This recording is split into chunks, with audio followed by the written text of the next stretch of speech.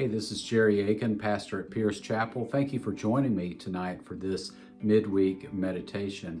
We're continuing to talk about the names of God, and tonight we're going to talk about Yahweh Shammah, which means the Lord is there. Well, of course the Lord is there. We've been saying that over and over again, haven't we? We've been saying it for weeks. We say it at Christmas. We say it at Advent. Emmanuel, God is with us. But Yahweh Shammah occurs in the book of Ezekiel. This was a period of time when the people of Israel were in exile. They had been dislocated. They were not in their home country anymore. And through the prophet Ezekiel, God says, this is what the new Jerusalem is going to look like. This is what the new temple is going to look like. I'm going to rebuild it all.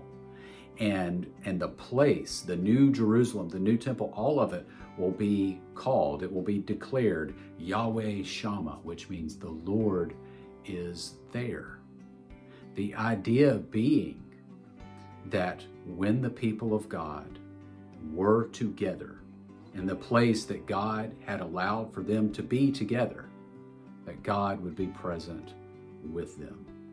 That's a wonderful promise for us today, for the church today, to know that when God calls us to a certain place and we come together in that place, we experience the presence of God. We experience Yahweh Shammah. Hold on to that truth. Hold on to that promise. Because just as Jesus said, where 2 or 3 are gathered in my name, I will be there with you.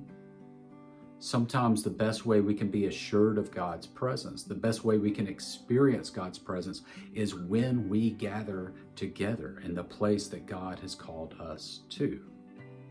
And for the church, this is especially important for us to recognize that God has called us together. God has called us to be with each other. God has called us in different times in our life into particular places. And as we gather there, where He has called us, with the people He has called us to be with, He is there too. Yahweh Shammah.